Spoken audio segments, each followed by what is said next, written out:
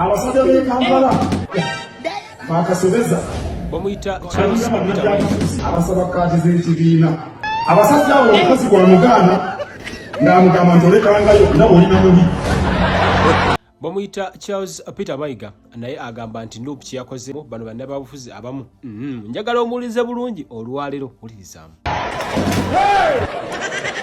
Bannabyabufuzi bayaayaanira kaadi ez'ekibiina bwe basibamma nabagamba kaadi si kikulu. Abadde na bigambo birungi eri abo abamiddwa kaadi ate ne bamala ne bakonjera ekibiina ababuuza nti ebyaddala mwamanya nti ensonga zaali tezigenda ku going in your way, lwaki mwakkiriza okustandinga ku process eno gye mwayise nti tyabadde y'amazima n'abwenkanya. Ngaddamu abasajja abaseggona agamba nti kansala amuveetinga atya. Abamu ku bannayuganda si basanyufu n'ebipande bya candidate Museveni akwatidde ekibiina ki NRM bendera ku bwa pulezidenti bwa Uganda. Bano bagamba nti ebifaananyi bye okubiteeka ku Entebbe airport ne bijjulako.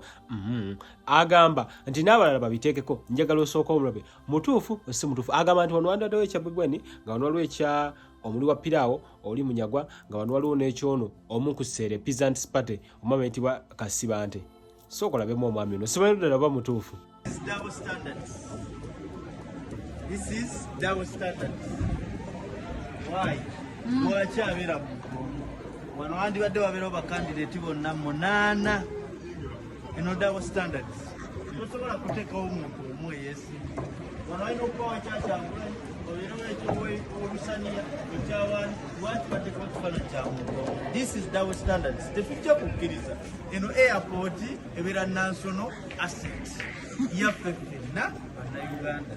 This is double standards. Mu mboozi endala Abanyankore nabo si basanyufu ekikolwa kyaba na NRM okukuyegera muzeeyi akalulu ne baleeta abaana b'essomero bano banyiize. Bamugambye ffe waffe wonna ajja mu Western tetubyagala. Sokolabe munaye. Arakunta kwetegereza Babade. Museveni yesimbira bwa head boy storage.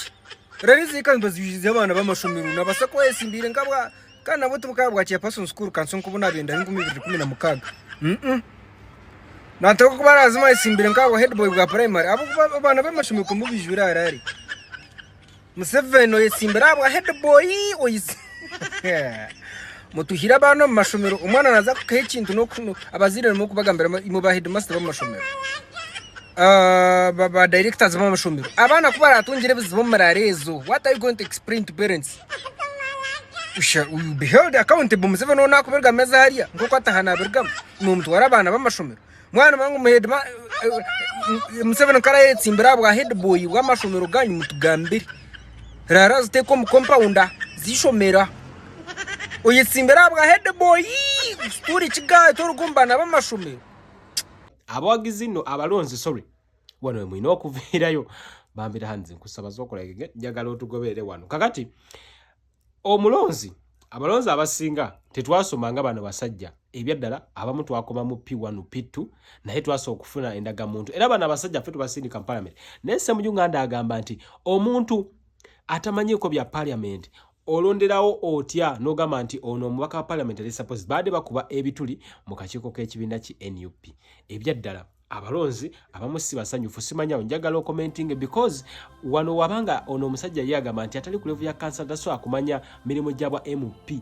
Kati kitegeeza nti n'omulonzi bw'obanga ddala tewasoma nga twakoma mu P3 ne tubiviirako awo omusajja ono abanga yatugamba nti bano b'MP betusindika bategeera nnyo. Abagizi abamu tebakitegedde. Abamu bakirabye nga kyakubamanyira oboolyawo naffe abamu tulabanga bano abasajja tebasaanidde Ensi yeetaaga kusindikayo abantu oboolyawo abamanyi era abalumirirwa omuntu wa wansi nga tebagenda na kumuyisaamu maaso byadde bigambo bya Ssemu Uganda kagamba sokolabe Muju Ibrahim Nganda. Me Ssemu Ibrahim Nganda. I cannot go and appear before a councillor. John Mary said, to vet me to be an MP. I can. What does he know about parliament? That me, I go and appear before a councillor. I cannot. But I oyalondebwa ba MP. Oyo avetingibwa ba MP. N'abalonzi obulonzi tasobola kubeera nga avetingibwa bantu. Just check. Olaba omulonzi tatuuka ku kansala. Kati ate olwo kansala obukansala ono ono talondebwa bataasoma, ono alondebwa ba MP. Musajja ono asaana kuba supiika kubanga tavetingibwa bataasoma, tavetingibwa just a mayor councillor. Simanyi abalonzi be balabika bonna baddiguli, ono abasingira wala, tavetingibwa bajega bagwagwa. Ate mwagadde gavumenti bw'ebeeko temuddamu kusondera bantu abakkiriza nti gavumenti ekola. Gavumenti bw'eba ekola nga all the resources are there, lwaki tubasondera? You understand? So for anyone who supports a government that has been there for 40 years, it means the policies and all the bodies of government are working for their good. So if they need help, they should go to that person. Katinze Njogerechi, what do you want me to add on now? I've always told you people, you find someone is paying attention to he who goes in public and they contribute for him to gain that he's having. And you who worked hard to get your things by yourself, you allow, you open your brain for someone who was just given to convince you that the system is okay. Yet you are the one who's in the right position to tell him whether the system is okay or not.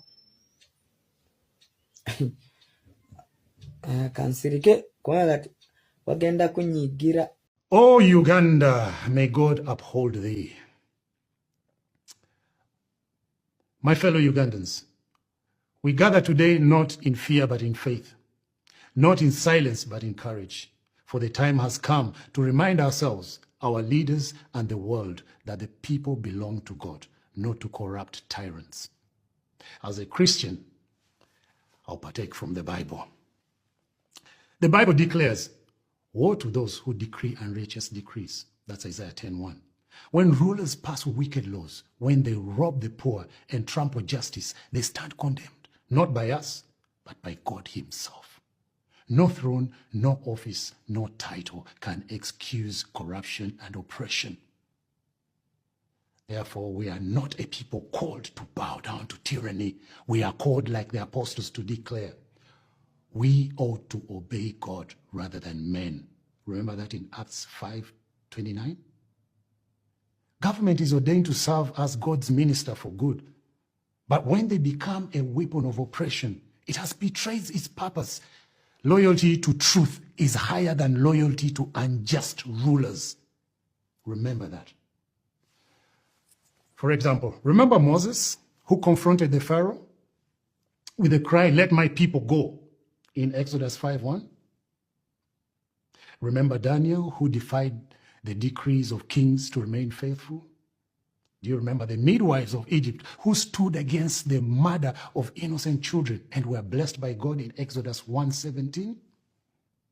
These were not passive believers. They were active resistors of injustice. Now, Proverbs tells us, when the righteous are in authority, the people rejoice.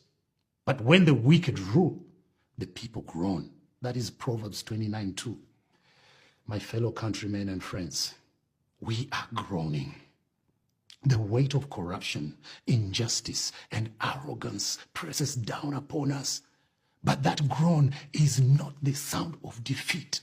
It is the roar of a people about. Uganda yakubefirwa ngefiridwa ki? Uganda yafiwa segirinya abasinga. Oyina toyo yodozi mbye gose mu Uganda. Nze nsuwa kirage nazimba. Oyina toyo ekiragwe se mu Uganda. Oyina toyo yodozi mbye kiragwe se mu Uganda. Kulega bulezi mutwe boyo olugezigezi. Mu Uganda yakube emufira akoze ki? Ngabasajja abali embagubagu.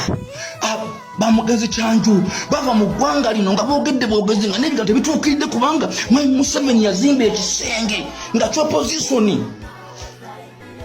mutukereza mu ddungu kakulungula olugezigezi nemwe nenkusanga mu lukubo ng'enzikize kutesa mutunga so nekwata bwete amabete ningasika bwe Uganda byonna byogera bigambe baana bato Fabarudde mu Uganda tosobola bitugamba bisu esyanywa mama mabira ogengala tigo beti kamya nkunyumiza kuza mba mawu Elias Lukwago Muhammad Nsere kubonna baali mu parliament baali bagezi kangambe kino tebagivamu kiki kye bakola mbu Uganda jakubefiridwa ngefiridwa ki 80 plus or something, begging his people, the Ugandan people, to vote for him one last time. This is a man that has ruled Uganda for 40 plus years, but he needs 5 more years to finish some projects.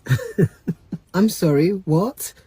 In 4 decades, you didn't finish? This man has literally buried generations under his regime, but yet he needs 1 more term. You see, this is what happens when power becomes an addiction. When leaders stop seeing themselves as servants, but they start to see themselves as saviors. You know, this is not just about Uganda. This is an issue across the continent. I'm the only one who can do it. I need more time. There's no one ready to take over. No, African leaders, the people are there. You're just refusing to let go. True leadership knows when to exit the stage. Africa doesn't need more leaders. Africa doesn't need more rulers. Africa needs legacy builders. People who know when